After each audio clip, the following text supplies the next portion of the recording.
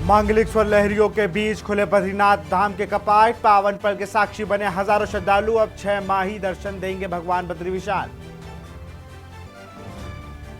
बाबा बद्री विशाल के कपाट खुलने के बाद सीएम धामी ने दी प्रदेशवासियों को शुभकामनाएं। पोस्ट कर कहा, सभी भक्तजनों का चार धाम यात्रा में हार्दिक स्वागत व अभिनंदन है।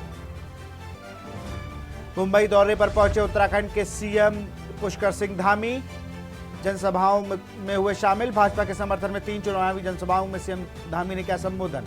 उत्तराखंड हाईकोर्ट ने वन विभाग, राजमार्ग व राजस्व भूमि पर हुए अतिक्रमण पर मांगी रिपोर्ट। 15 साल की अवधि में कब्जा धारकों को नई। बाबा केदारनाथ के धाम पहुंचे राज्यपाल लेफ्टिनेंट जनरल गुरमीत सिंह। केदारनाथ का रुद्राभिषेक कर की विशेष पूजा अर्चना। चार धाम यात्रा के बीच उत्तराखंड में बारिश का येलो अलर्ट जारी। बर्फबारी होने की मौसम विभाग ने जताई संभावना। आप देख रहे हैं के न्यूज, खबरों का सारथी। नमस्कार, स्वागत है आपका खबर उत्तराखंड में। मैं हूं आपके साथ विशाल। पंडित। रुक करते हैं खबरों का।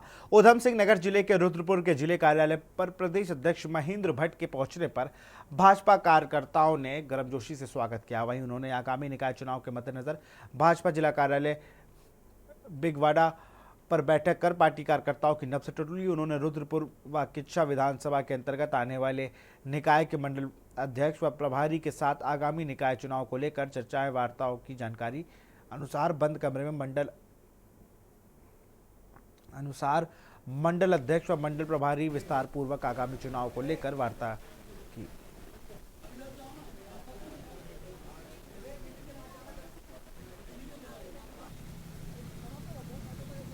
चुनाव की रणनीति किस रूप में होगी, कैसे हम लोग हर वार्ड को जीत सकें। हमारी जो वार्ड की कमेटी है उसको सक्रिय करना है, मतदाता सूची को ठीक करना है और आगामी दिनों में जब प्रदेश हम परीक्षक भेजेंगे उन परीक्षकों तक चुनाव लड़ने वाले इच्छुक कार्यकर्ता अपने आवेदन करें।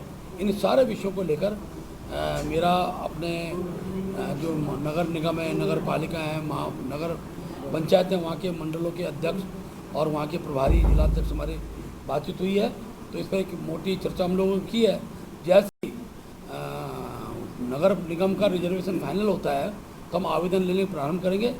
उसके बाद हम जितने भी आवेदन आएंगे उसमें कार्यकर्ताओं के बीच में समन्वय, कार्यकर्ताओं के बीच में सर्वे और पब्लिक सर्वे के आधार पर हम अपने कैंडिडेट घोषित करेंगे। इसकी रणनीति को मैं बताने के लिए 4 जिले अभी मैंने प्रथम चरण में लिए हैं, जिसमें नैनीताल जिला, उधम सिंह नगर जिला, अपना चंपावत जिला, पिथौरागढ़ जिला। इन चारों जिलों की प्रत्येक नगर पालिका, नगर पंचायत और नगर निगम मेरा जाना हो रहा है। शहर में लगातार विकास कार्यों के नाम पर पेड़ कटान किए जा रहे हैं। इसी क्रम में शहर के जलापूर्ति को लेकर खंगला वन क्षेत्र पर जलाशय निर्माण को लेकर करीब 2000 पेड़ कटान किए जाने लगे। इस वन क्षेत्र को बचाने को लेकर तमाम सामाजिक, राजनीतिक व जन संगठन पुरजोर विरोध कर रहे हैं। इसी क्रम में उत्तराखंड पूर्व कैबिनेट मंत्री कांग्रेस हीरा सिंह बिष्ट व कांग्रेस के मीडिया समन्वयक राजीव महर्षि भी खंगला पहुंचे और वन कटान का विरोध किया।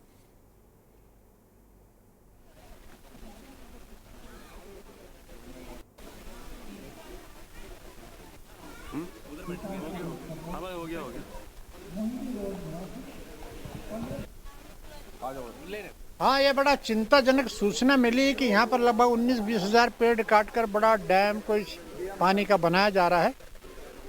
तो पहले तो मैं उन अधिकारियों का दिवालियापन कहूँगा कि जिन्होंने योजना बनाई और जो बाहर प्रचार हुआ कि 18-20 हज़ार पेड़ कटेंगे तब यहाँ प्रोजेक्ट बना जाएगा।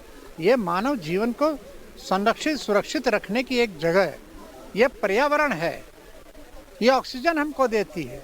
ये जंगल है जो हमारे पर्यावरण को शुद्ध रखती है, हमें गर्मी से बचाती है, हमें जल संकट से बचाती है। इसकी गंभीरता क्यों लेते?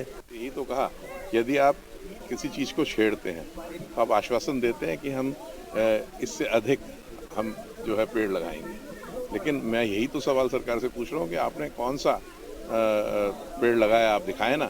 सहजारा रोड पर आपने या राजपुर रोड पर या जहाँ भी आपने स्मार्ट सिटी के नाम पर सड़क निर्माण के लिए, चौड़ीकरण के लिए या आपने फुटपाथ बनाने के लिए अगर पेड़ काटे हैं तो आपने कितने पेड़ लगाए, सरकार दिखाए।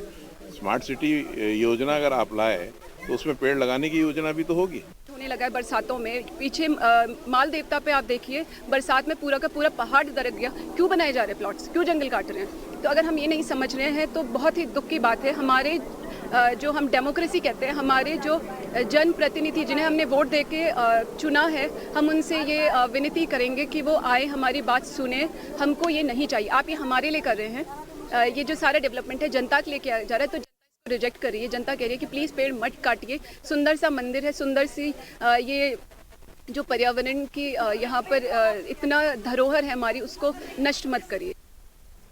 टिहरी जनपद के देवप्रयाग विधानसभा की कीर्ति नगर ब्लॉक के डांगधारी मोटर मार्ग पर खोले से धार पयाकोटी मोटर मार्ग संबंधित ठेकेदार द्वारा घटिया गुणवत्ता से कार्य किए जाने का आरोप स्थानीय जनप्रतिनिधि द्वारा लगाया गया। स्थानीय जनप्रतिनिधियों ने संयुक्त निरीक्षण की जिला प्रशासन से मांग की। बताया जा रहा है कि जिलाधिकारी के नेतृत्व में लोक निर्माण विभाग के साथ संयुक्त टीम द्वारा सड़क मार्ग का निरीक्षण किया गया।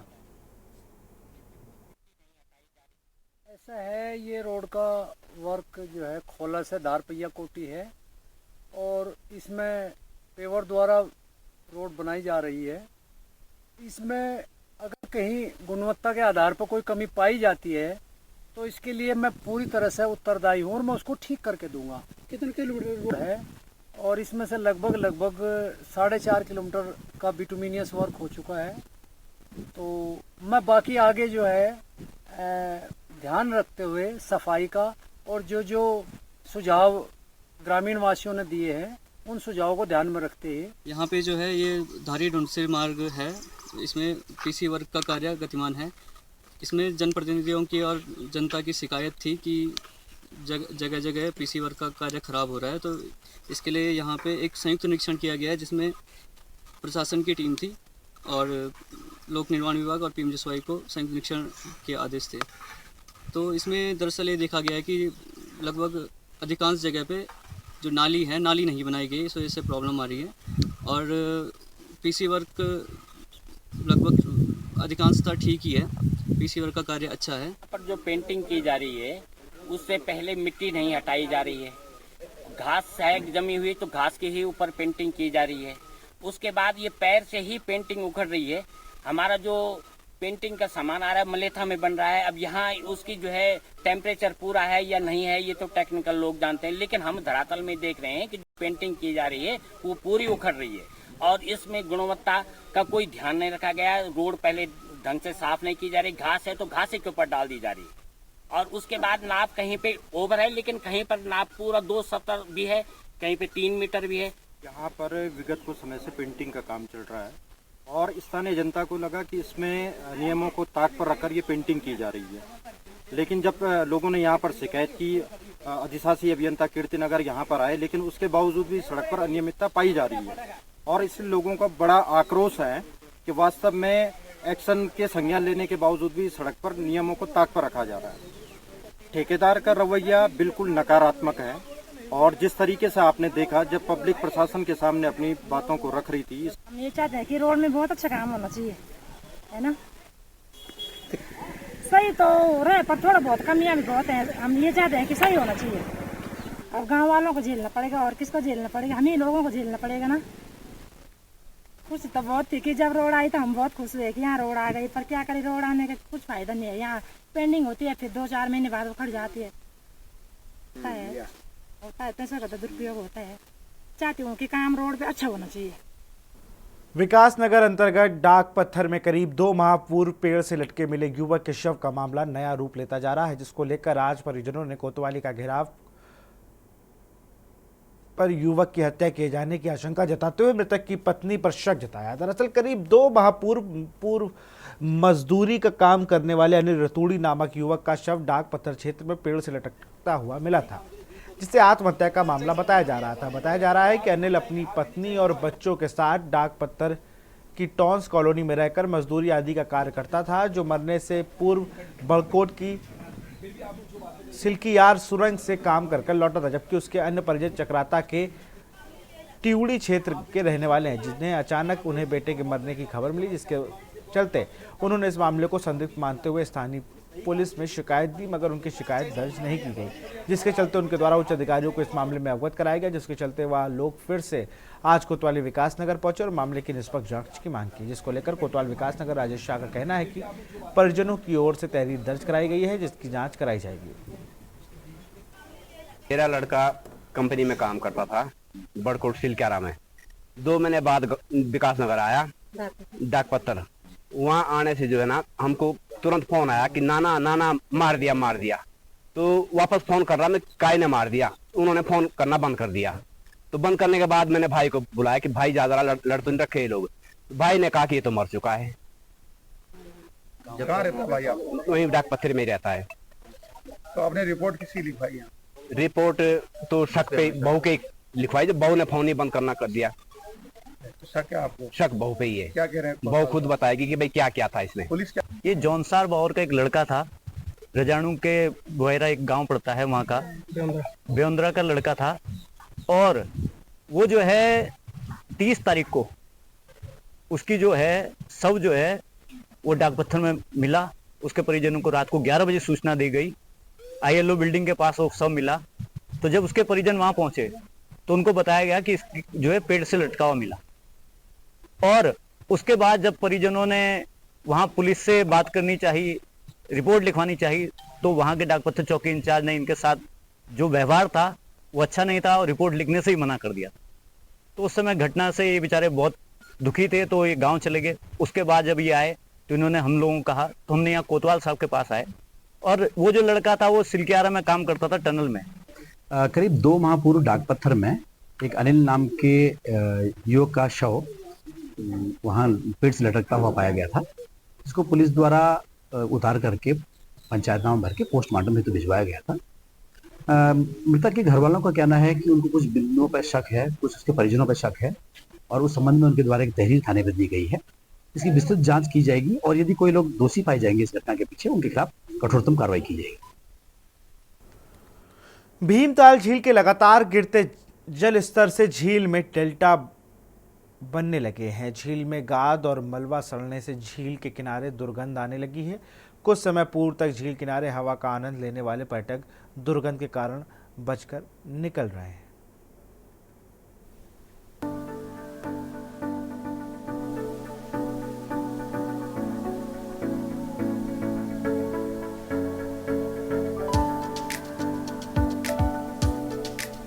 वर्तमान में भीमताल झील का हाल वर्ष 2008 के जैसा हो गया है। करीब 16 वर्ष पूर्व झील का जल स्तर कम हो गया था, जिसके बाद झील में जलमग्न केचुला देवी का मंदिर दिखाई दिया था। केचुला देवी का मंदिर झील में जलमग्न है। इसके दर्शन कई समय बाद होते हैं। श्रद्धालुओं को मंदिर की जानकारी देने के लिए उक्त स्थान पर एक बड़ा झंडा लगाया गया है। झील के सूखने की रफ्तार यही रही तो 1 माह से भी कम समय में फिर से केचुला देवी के मंदिर के दर्शन होने के आसार हैं। सामाजिक कार्यकर्ताओं का कहना है कि भीमताल झील की गहराई लगातार गाद के एकत्र होने से घट रही है। वर्तमान में काफी कम लागत में गाद को साफ किया जा सकता है। यदि मलबा सिंचाई विभाग निकाल दे तो जनता को काफी राहत मिलने के साथ ही जलीय जीवों के अस्तित्व पर मंडरा रहे खतरे को कम किया जा सकेगा।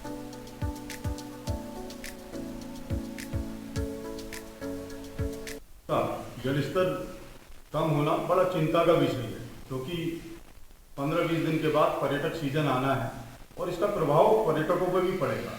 और जो इस पर्यटन से जुड़े व्यवसायी हैं उनको भी इससे काफ़ी नुकसान होने की संभावना है, क्योंकि पिछले वर्ष तक मेरे जो मानना है कि यहाँ का जो लेक का पानी है उसको सिंचाई विभाग के द्वारा छोड़ा नहीं जाता था सिंचाई के लिए, हल्द्वानी के लिए, लेकिन इस बार जल्दी इनके द्वारा छोड़ दिया गया, जिससे ताल सूखने लगी। आने वाले समय में हमें चाहे वो पर्यटन से लेके या पर्यटन से जो हमारे भीमताल के व्यवसायी जुड़े हैं उनको नुकसान होने की संभावना है। वो है कि बारिश का न होना भी इसके लिए जिम्मेदार है, और साथ ही साथ बारिश का ना होना, साथ में जो हमारे जल स्रोत हैं लेक के आसपास उनका सूखना भी इसका मुख्य। जैसे पिछले 4-5 महीनों से जो बरसात बारिश हमारी होनी थी वो बारिश नहीं हो पाई है, और भीमताल जो झील है या कहीं भी भीमताल क्षेत्र में जहाँ भी झीलें हैं सबका जलस्तर गिर रहा है, और इससे काफ़ी परेशानियाँ पैदा हो रही हैं। जैसे कारोबारियों को भी, नाव चालक हैं, कयाक वाले हैं, जो भी तालाब से जुड़ी हुई गतिविधियाँ हैं उनमें काफ़ी परेशानियाँ हो रही हैं। और भीमताल की स्थिति तो ये है कि यहाँ पर काफ़ी सिल्ट जमा हो चुकी है, जिससे इसका स्तर और जैसे ही पानी भर नहीं पा रहा है, जिसमें बरसात होती है तो सिल्ट नीचे से दबी हुई है और सिल्ट निकल नहीं पा रही है, तो जिस कारण उस पर लगातार वो तालाब भर चुकी है मिट्टी से। तो उसका सिल्ट को निकालना भी बहुत ज़रूरी है। और पानी का जो जल स्तर है वो लगातार गिर रहा है। बड़ा चिंतनीय विषय है कि आगे कैसे इसको बचाया जाएगा और इससे हम पूरे क्षेत्रवासियों को नुकसान होगा। वर्तमान में अक्टूबर माह से बारिश न होने के कारण इस बार झील में पानी में उसकी जो लेवल है उसमें काफ़ी गिरावट हुई है, जिससे कि उसके तल्ली भीमताल में अगर आप देखेंगे तो उसमें एक टापू सा दिखने लग गया है।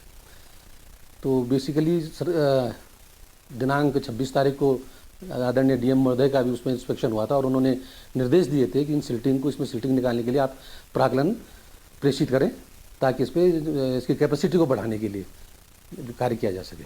वही मामले में सिंचाई विभाग के सहायक अभियंता का कहना है कि शीतकाल के दौरान कम बरसात होने से झील पूरी तरह भर नहीं पाई। विभाग द्वारा लगातार झील की मॉनिटरिंग की जा रही है और तराई क्षेत्रों के काश्तकारों की मांग के अनुसार सिंचाई के लिए डैम से पानी छोड़ा जा रहा है। विभाग जल्द ही झील में जमा सिल्ट को निकालने के लिए शासन प्राक्कलन प्रेषित करेगी ताकि जल्द से जल्द सिल्ट निकालने का काम शुरू किया जा सके।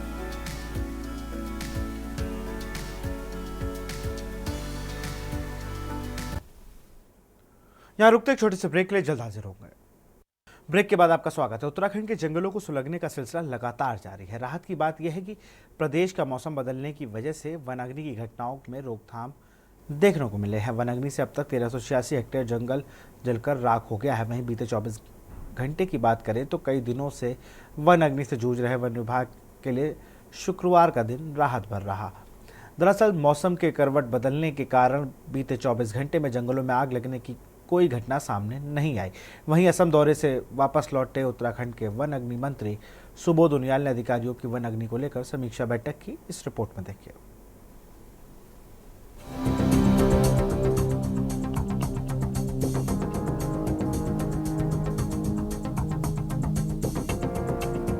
प्रदेश के जंगलों में लगी आग का सिलसिला जारी है।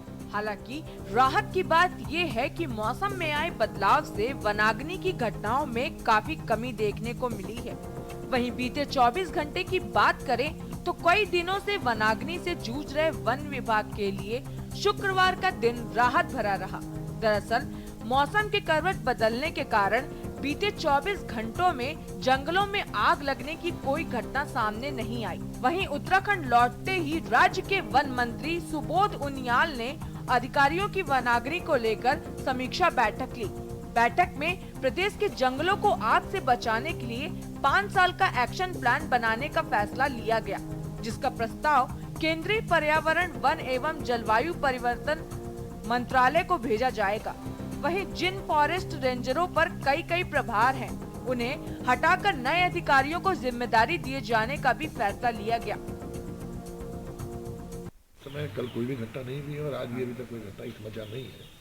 और हम लोगों ने भी कल बैठक में ये निर्णय लिया कि इस पर एक दूरगामी नीति बनाने के लिए, जिस पर हम आगे बढ़ भी रहे थे पिछले 2-3 साल से, तो पंचवर्षीय कार्य योजना को बनाने का निर्णय लिया गया, जिसमें 5 साल में किस तरह जन सहभागिता के साथ और जनता की सहभागिता सुनिश्चित करने के लिए जो हम लोगों ने पिछले 3 वर्षों में कई रिफॉर्म्स किए हैं वन विभाग में, तमाम ऐसी, चाहे वो पेड़ काटने के नियम में परिवर्तन करने का प्रश्न हुआ हो, जहाँ 27 प्रजातियाँ को ही छूट थी और सैकड़ों प्रजातियों को अनुमति का प्राविधान था, वहाँ पर मात्र 15 प्रजातियों को अप्रतिबंधित रखने के बाद बाकी प्रजातियों को छोड़ने का काम किया। वन पंचायतों में जैसे आम आदमी की आजीविका से कोई संबंध नहीं था, उस पर वन पंचायत की भूमि पर खेती अलाउ कर दी है ताकि जड़ी बूटी और फलदार वृक्षों की खेती करके आम आदमी की आय पर सीधे सीधे वन पंचायत का उसकी आजीविका से जुड़े।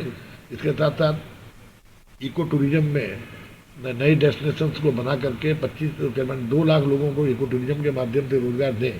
तो फिर तो बॉर्डर में जो है फौज की जरूरत ही नहीं है, वीसी से काम चल जाना चाहिए।